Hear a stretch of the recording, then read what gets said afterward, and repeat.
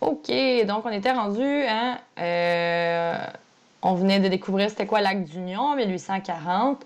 Au niveau de la politique, il y a toujours une chambre d'assemblée hein, qui a été mise en place avec des députés hein, canadiens-français, des députés anglophones, mais majoritairement des anglophones. Mais qu'est-ce qu'on peut remarquer ici?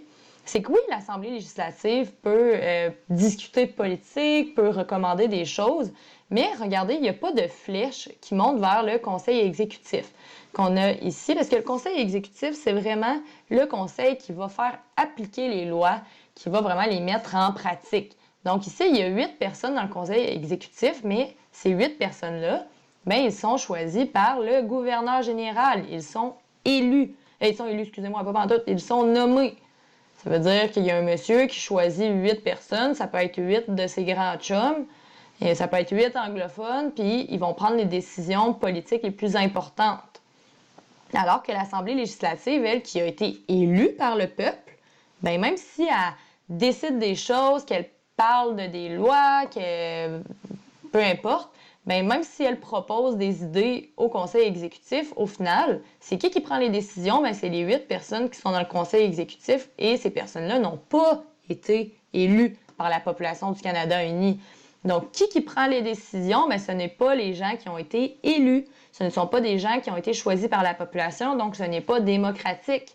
Les personnes qui prennent des décisions, c'est des personnes qui ont été nommées par le gouverneur général, puis le gouverneur général, lui, il a été nommé avant par qui?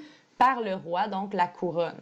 Donc, le principe du gouvernement responsable, ça serait quoi? Bien, ça serait que l'Assemblée législative qui puisse choisir qui va siéger au conseil exécutif. Donc, c'est qui va prendre les décisions les plus importantes. Donc, faut vraiment qu'il y ait comme une flèche ici qui relie, bon, que la population, elle va voter pour des gens, bien, ces gens-là, bien, ça va être les gens qui vont être élus, c'est les gens qui vont pouvoir prendre les décisions dans le conseil exécutif. Tant qu'il n'y a pas de flèche ici, ce n'est pas démocratique. Et ça, le fait d'être démocratique, c'est un gouvernement qu'on appelle responsable. Donc, comment on va faire pour réussir à obtenir un gouvernement responsable? Parce que là, l'Angleterre, là, qui est la métropole hein, du Canada, elle refuse parce qu'elle, ça lui permet d'avoir plus de contrôle sur sa colonie. Parce que c'est elle qui va nommer le gouverneur et le gouverneur, lui, va nommer les personnes qui siègent au conseil exécutif et au conseil législatif. Donc, comme ça, on est sûr pour le gouvernement, pour le roi, de bien contrôler les décisions. Mais ce n'est pas démocratique. Donc, qu'est-ce qu'il faut comprendre au niveau de la politique? C'est qu'il y a 2 groupes politiques, comme 2 partis politiques, qui s'opposent au Canada uni. Il y a d'un côté les conservateurs, hein, les conservateurs comme nous encore actuellement au Canada et même au Québec. Il y en a un parti qui s'appelle les conservateurs.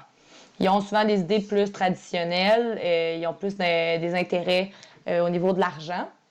Et il y a les réformistes, puis comme ça dit, hein, le mot réformiste, bien, le but c'est d'améliorer des choses. L'Union des réformistes du Haut et du Bas-Canada, c'est qu'ils vont décider, les réformistes, puisque hein, il y en a du Canada-Est, il y en a du Canada-Ouest, ils vont s'unir pour avoir plus de poids politique.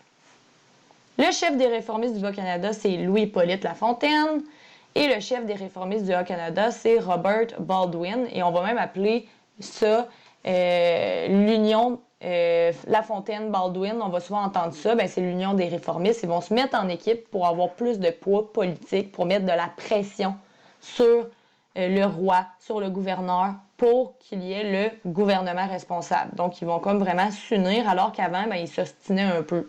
Même s'ils étaient dans le même parti, ça reste que c'était des Canadiens français, puis les autres, c'était des anglophones.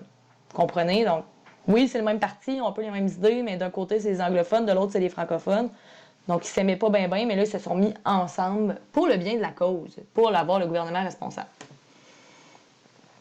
Donc, le gouvernement responsable, il va finalement être mis en place en 1848, donc 8 ans après l'acte d'union, parce que vraiment, le roi va décider que ça faisait que Lafontaine et Baldwin, excusez,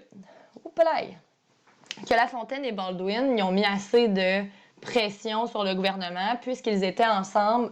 La Chambre d'Assemblée elle avait de la misère à prendre des décisions communes parce qu'il y avait vraiment comme un trop gros parti, parce que c'était hein, fusionner. Donc, la couronne, le roi va abandonner et va donner le gouvernement responsable. Donc, il va accepter que ce soit la Chambre d'Assemblée qui choisisse qui peut siéger au conseil exécutif. Donc, c'est qui va prendre les vraies décisions. Donc, qu'est-ce que ça fait? C'est que le conseil exécutif est nommé par le premier ministre et prend le nom de cabinet des ministres. Il est issu de l'Assemblée législative élue. Bon, c'est pas important, là, mais l'important, c'est de comprendre que quand il va y avoir un premier ministre qui va être élu par la population, mais lui, il va y aller directement au conseil exécutif et il va choisir les ministres avec qui il va travailler pour prendre les décisions. Le gouverneur, qui avant avait tous les pouvoirs, ben maintenant, il va perdre un peu de son pouvoir. Et il va juste être là pour comme pratiquement là de façon significative, solennelle. C'est qui va prendre les réelles décisions? Ben, c'est le conseil exécutif qui a été, dans le fond, élu par la population. Ensuite, ça va dans la Chambre d'Assemblée, puis la Chambre d'Assemblée choisit qui va au conseil exécutif. Dès 1849, le gouvernement responsable vote de nouvelles lois comme l'utilisation du français au Parlement et l'indemnisation des habitants du Bas-Canada ayant subi des pertes financières lors des rébellions de 1837-1838, les rébellions des Patriotes. Donc, dès qu'il va y avoir le gouvernement responsable, puisque la Chambre d'Assemblée commence à avoir enfin du vrai pouvoir, bien, ils vont tout de suite voter deux lois. Celle que le français doit être parlé au Parlement, ça c'est où qui travaillent les politiciens, et que ceux qui avaient vécu des pertes financières lors des rébellions, bien, ils vont pouvoir être indemnisés, ils vont recevoir de l'argent du gouvernement un peu pour se rembourser. Et donc ça, c'est bien. C'est comme les deux premières choses qu'ils vont faire quand ils vont avoir la vraie démocratie. Je termine là-dessus pour le gouvernement responsable.